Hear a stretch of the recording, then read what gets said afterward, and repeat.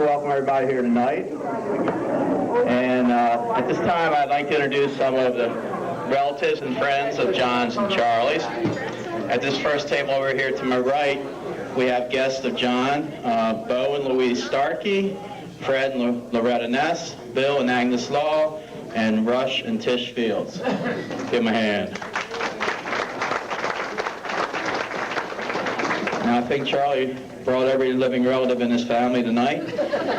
We have Charlotte and Bob Hoffman, Linda and Mike Krabs, Lori Hoffman, Buzz Schommer, Jeff and Jane Hoffman, Dave Weatherson, Barb Schley, Cindy and Chris Howe, and Courtney Weatherson. Let's give them a round of applause.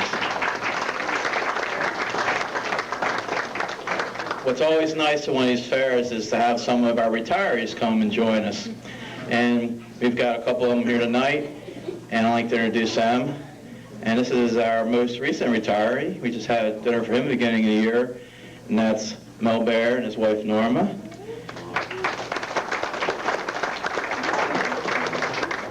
Another one that went this year was Curtis Snyder and his wife Faye.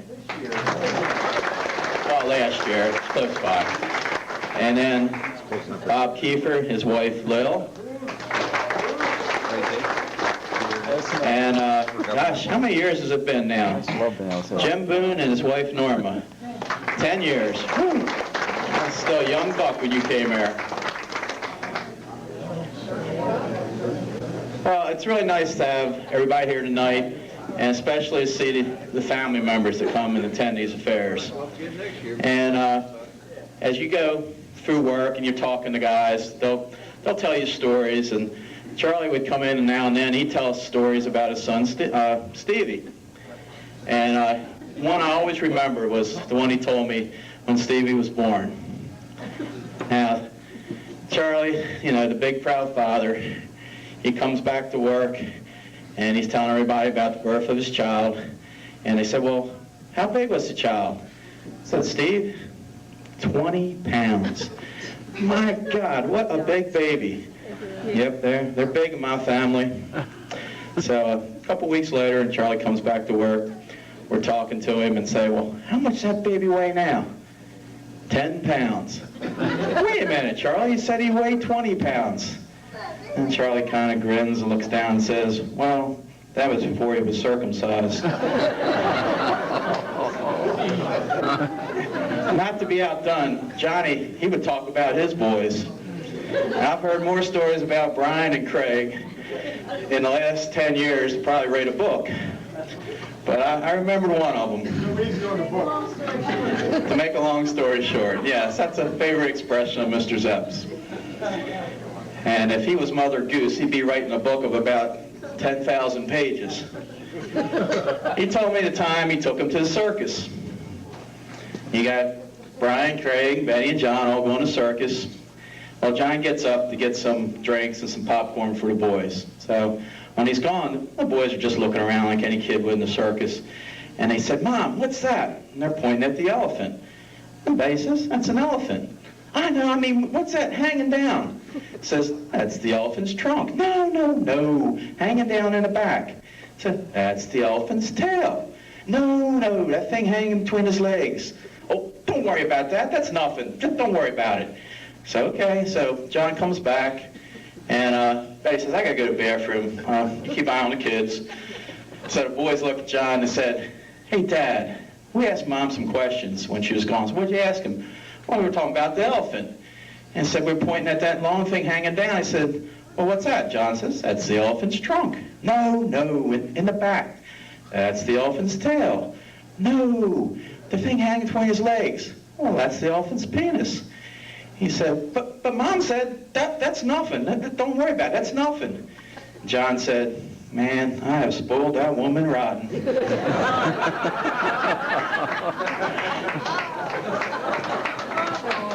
Now, when you work with people for a long time, you know, things change when they leave.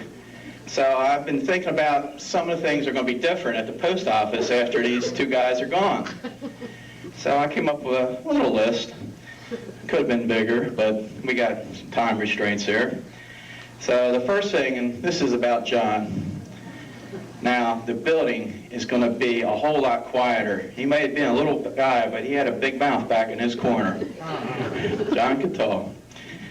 Now, Charlie, now that you're gone, Arnold takes over the title as the official king of overtime. Okay, this one for John. Since John has left, the average height of all employees will increase by 1 foot. And let the short jokes begin.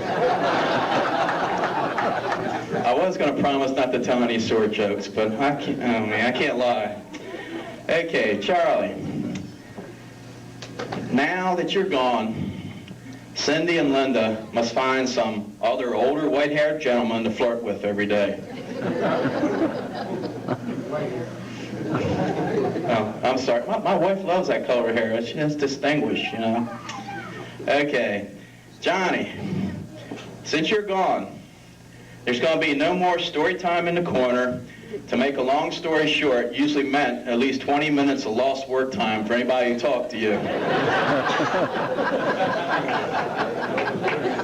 If anybody doesn't know John, every time you see him, to make a long story short, and it's probably a story he told you yesterday, he's going to tell you again, but differently. Charlie, no more Saturday pancake breakfasts for Berger to go to in his post office uniform, just in case they needed him for overtime on his day off. No more. And they're going to lose money at these pancake breakfasts. He went to all of them. You go ahead. Johnny's up. We have eliminated your job. No, the work just mysteriously gets done by itself, but it's a lot less quiet back there. Charlie, he's no longer going to have to hide his postal vehicle in his garage when the mail volume is light. All right, I'm being equal opportunity here, you know. I'm not just picking on one of you. All right, Johnny, no more 20-minute explanations on the phone to a customer on why they did not get their forwarding mail to their new address, because there's nothing you could do about it because it was the carrier's fault anyway. There are just a couple things we're going to miss about John. There's one thing John did for me that not everybody knows about. Maybe just Bob Kiefer might be the only person who remembers this. When I was a young buck just starting out, a little piss and vinegar in me, I bucked the system now and then, maybe occasionally. And I banged heads with my first postmaster a couple times, Norman Dupree. If anybody didn't know Norman, he was an ex-Army. I think he thought he was a general. He might have made it up to sergeant. And he liked to run a taut ship. And if he got mad at you, he kind of stayed on you for a while. So I was working as a clerk on the dispatch, which just means in the evening you're getting all the mail ready to go out on the truck. And we used to have in the old building a desk up there. It had an adding machine and had a plug. It plugged into a socket on the floor. Well, I kept tripping over that plug and tripping over it. I almost knocked myself down a couple times because I was moving so fast to get the work done. That's when I was younger and faster, leaner and meaner, you know. So I got tired of this, so I wrote up a safety paper on the violation. It was a safety hazard, and it had to be fixed, you know. I'm tired of tripping over the thing. Well, I turned it in, and nothing got done with it for about a week. So I'm back there again, busting my butt, trying to get this job done. I trip over it again. I got mad. I grabbed that cord. I pulled it. The ad machine went flying across the room and landed on the floor. Well, I said, man, I better put this back on the desk. So I picked it up, plugged it in, and the thing started smoking. Kiefer and Zepp were roaring. They said, oh, man. Well, the next morning, you know, the ad machine had to be reported as being broken. So Norman, the first thing he does, he makes a beeline straight for Zepp. Zepp, what happened? What did he do? What did he do? What did he do? John said, I'm sorry, I was in the bathroom. I didn't see anything. Thank you, John. So then he heads to Kiefer. Kiefer, what did he do to the ad machine? What happened? What happened? Bob said, I was downstairs locking the doors. I didn't see anything either. So these two guys saved my job probably. Probably want to get me for destruction of government property. Now, none of you guys call him and tell him about this. He'll probably still do it after the fact. I still got a couple kids to feed. But John, you helped save my job. I don't know if that was good or bad. We'll see. Well, right now, I think you heard enough from me. We got some other people who are going to come up here and speak.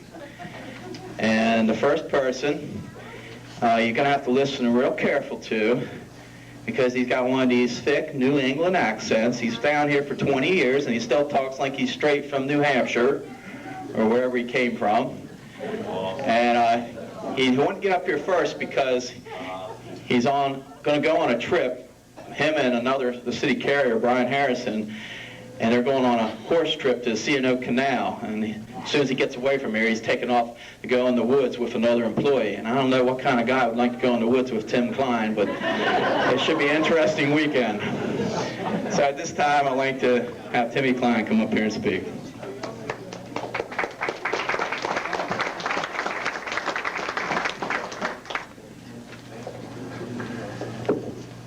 Hi, everybody. We're here again for another retirement party.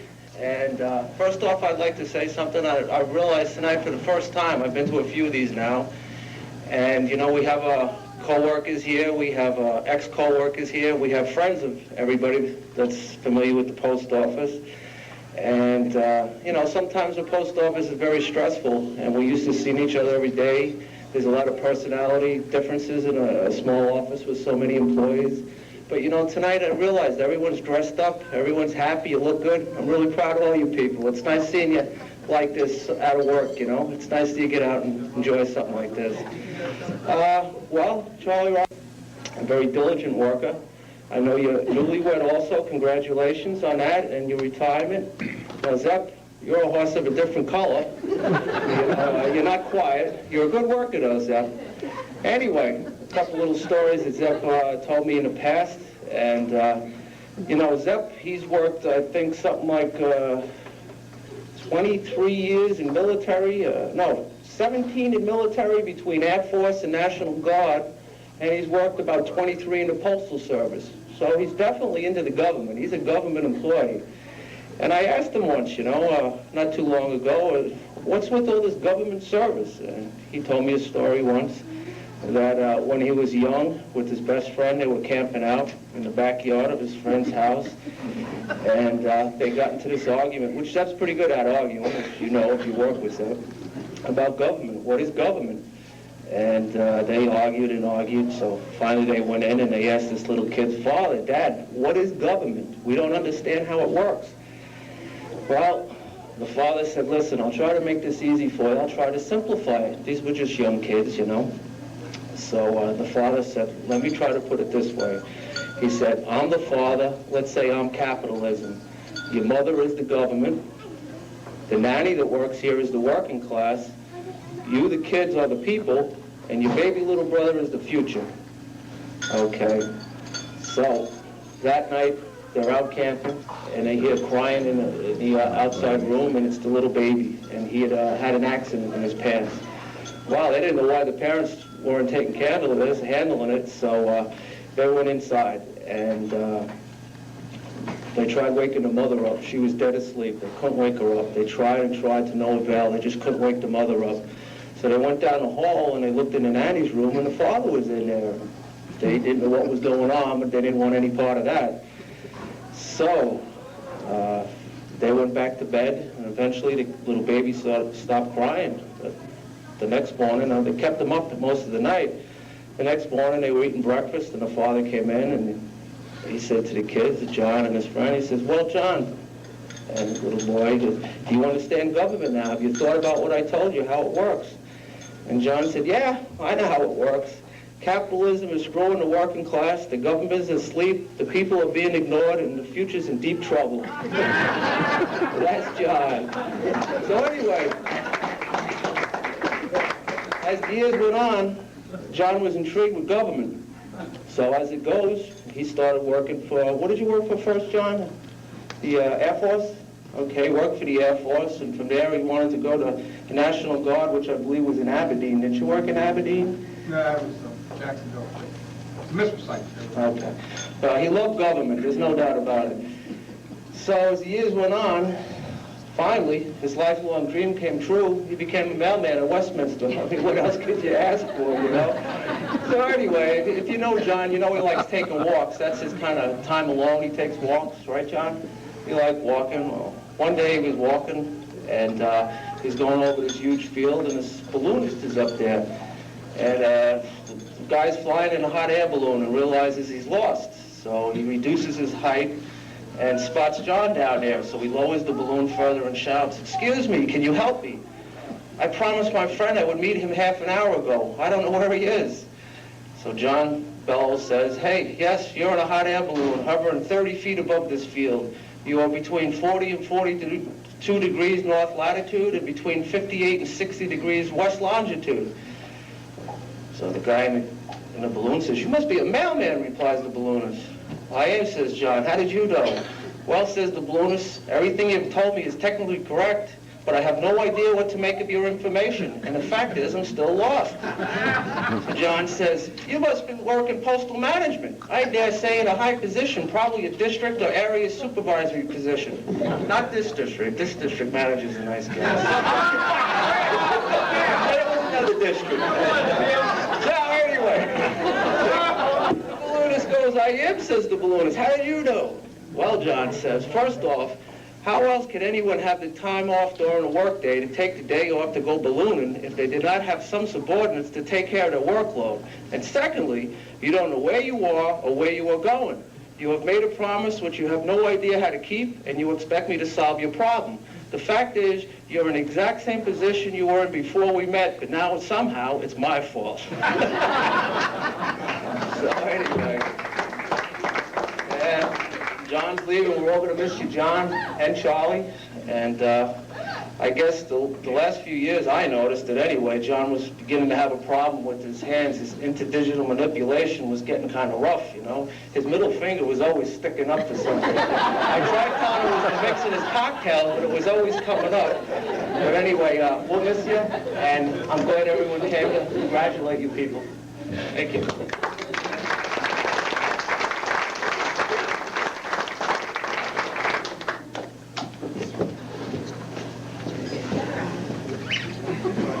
Timmy Klein. All right. Now, I don't know what to expect of this next person, because we always have these dinners, and it seems to be the same people coming up here all the time. And we used to have a good time, but we keep asking, will somebody else come up here and try something, or have a little different person? And we've got a young lady who has volunteered to come up here and try something, and she's not scared right now. And she's probably back there shaking in her shoes, but she's a very lovely young lady, Cindy Shermeroff.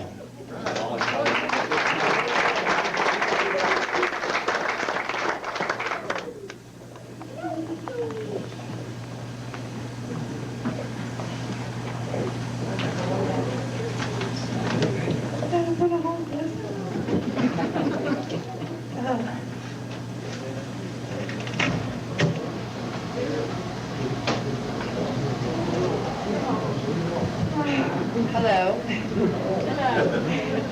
I haven't done this. Hold the microphone up, please. I don't want to hold this thing. Does this work? Is this good? Okay, I was going to sing a song tonight. I've been practicing for over 20 years, as we all know. So this is my debut. And I'm going to sing Chuck's favorite song, "Wind Beneath My Wings."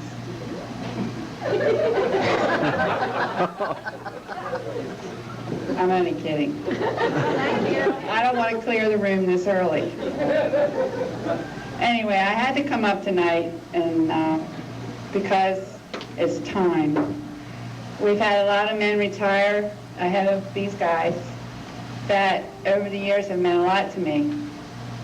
Because when I started out at the post office, it was a man's world. And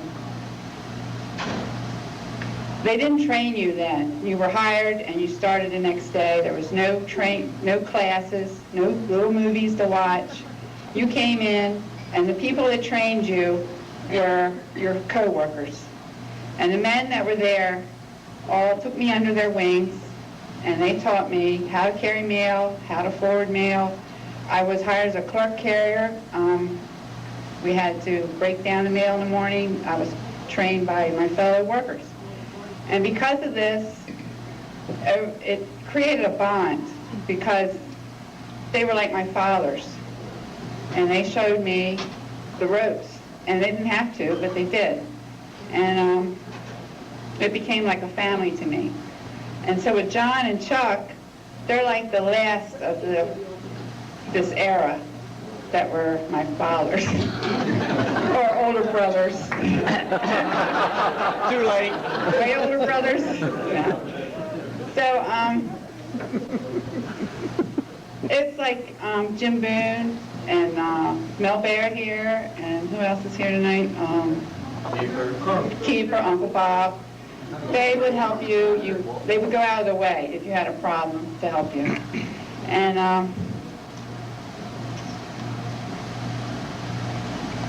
I have to read this because I'm nervous. Okay. I remember when I first started there, I remember John was a distribution clerk, and he would sit on the stool, his legs would be swinging. He always had a big cigar in his mouth, smoking and talking. I've never met, nothing, but I never met a man that talked like that, as much as a woman. I was impressed.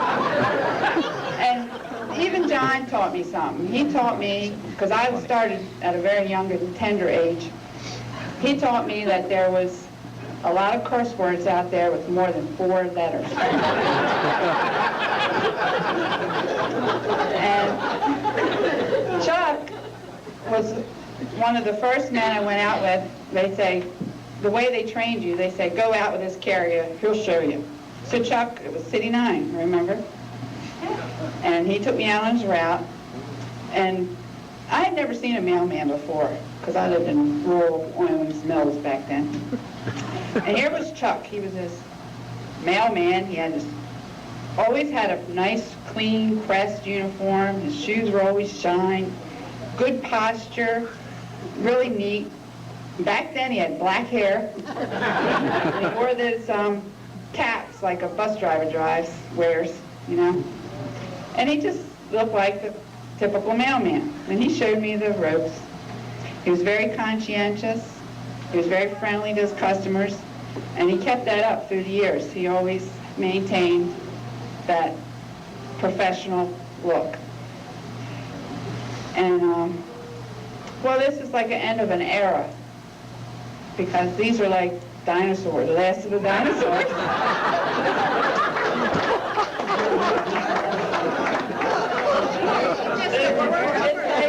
It's like the end of an era, because we became a family. It was like they looked out for us, and like I said, it created a bond, and it was like, so it's like the end of an era. We don't have that as close as we did then now.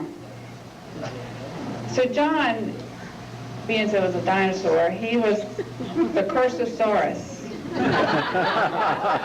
You could find him roaming around the bushes in his front yard, cursing up a storm. But, I have to admit that over the years, all the guys at work, when the women started coming in, they really cleaned up their act. They watched what they said, and John even made a very good effort to, they had like a certain respect. And they kept this up, and I really appreciate it. And this, they maintained until that one day. That one day they hired Linda Creamer. Then all hell broke loose. But besides that, so then we have Chuck. He was the Buckosaurus. Buckosaurus. He would be found roaming around after hours, gobbling up all the overtime. Chuck loved his overtime. he loved it so much that it caused a lot of conflict over the years. But I'm not going to go into that. What I'm going to go into is how Chuck had a little problem with women in the workforce. When they started to hire more and more women, Chuck decided to call them skirts. I don't know why we never wore skirts, but he called us skirts. And then if anything went wrong or the overtime wasn't equal or he had a problem, he said, and I'm going to get this right because he had quite a few sayings that he repeated a lot. And he said, things started falling apart around here when they started hiring skirts. Famous for that line. Then we would get in arguments, me and Chuck. I would give him overtime. It was too much. He didn't get enough overtime. It was a little argument. And I remember him, he'd throw up his hands, turn blood red, which really looked good with his white hair after a while. And he would say, quote number 2, you skirts always get your, he said, no, I'm going to take it back. He said, do what you want. You skirts always get your own way. So, but his most famous line that I must have heard, I'd love to have a nickel for every time I heard it. I'd be retiring tonight. His famous line, send them all back to the kitchen where they belong. Barefoot and pregnant. Right? I can't tell you how many times I heard that. Back to the kitchen, barefoot and pregnant. But I never let this stuff upset me. I kind of let it roll off, you know, oh, okay, you know, just didn't let it upset me because I always knew, I always believed that what goes around comes around, and it has. First thing is, he's had this wonderful opportunity to work for a skirt postmaster in his final years. And second, he also remarried this year, and I'm very happy for you, Carol. And Chuck is retiring, and Carol is going to continue to work very long days. So what do you think? Now we know who is going to go back into the kitchen. Where he belongs. So I have something here for him that will help him. Come up here.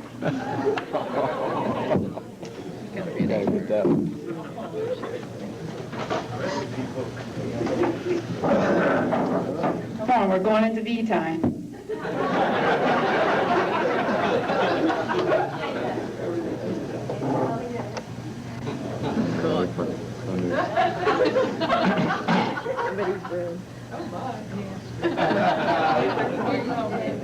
Get even. Turn around.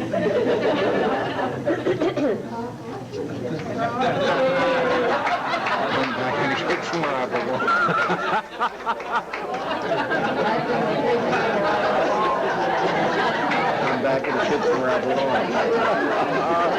This says, I'm back in the kitchen where I belong. And it's got barefoot. I don't think he's got the pregnant thing. That you might need that. What? You're going back in the kitchen. You're going to be cooking dinner. Okay.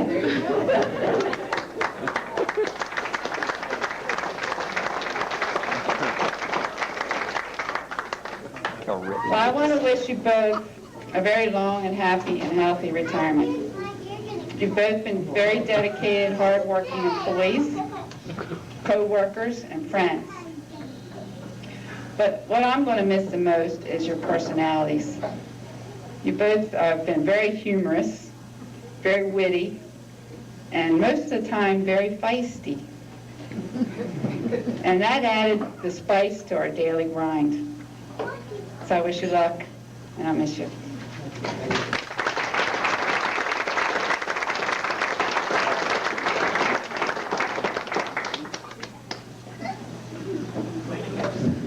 I think I created a new star.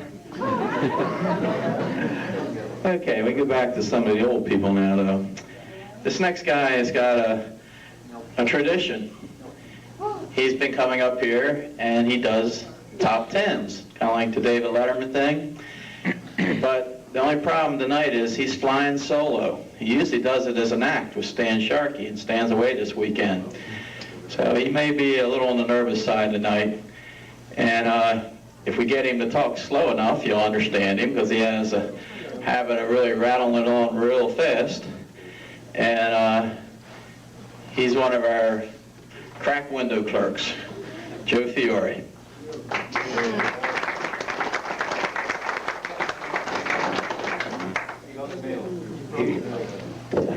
Thank you, Wally. I'm here tonight to deliver the top 10 reasons why Charlie Rothenberger and John Zepp both retired from the United States Postal Service. I think we shall begin with the most senior person with 40 years service.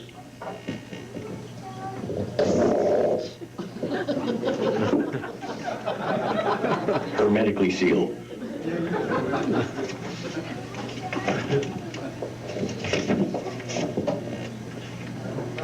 Oh, it's a misdelivery. The number 10 reason why John Zepp decided to retire from the United States Postal Service. He's afraid he will be placed back on the front window and put in charge of Bucky, Ed Rash, and Chris.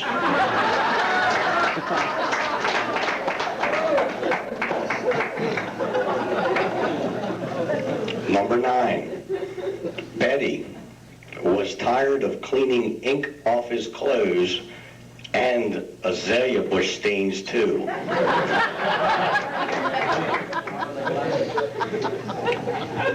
Number 8, first of all, does everybody here know that John has a slight temper? Just a little bit. Does everybody know that he has a slight temper? Well, number 8 reason, the Westminster Post Office was out of equipment for John to break. Number 7, this is something we just heard about. Zepp arranged to get a kickback from Dinah on her excessive overtime doing his worthless job. Number 6, Postal Service just came out with a new height requirement of 4 feet 5 inches for all employees.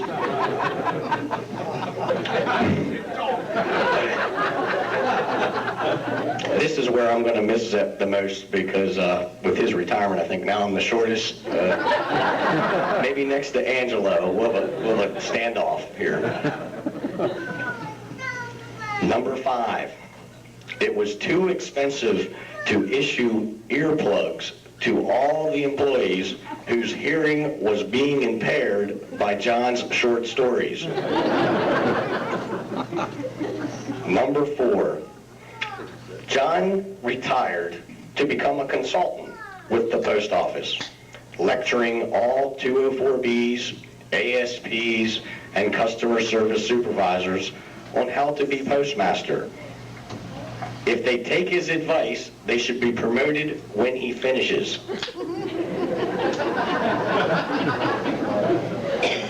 Number 3, no longer had an 8-hour-a-day job because he would spend 2 hours every day telling everybody what happened the day before, and on and so on.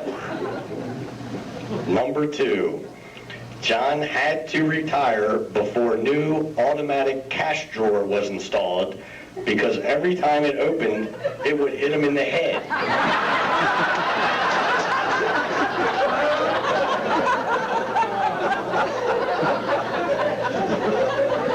Right?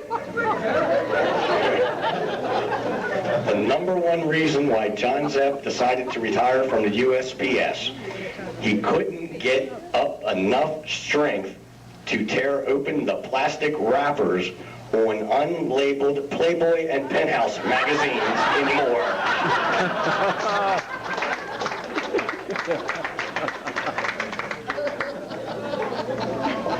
and this is your copy.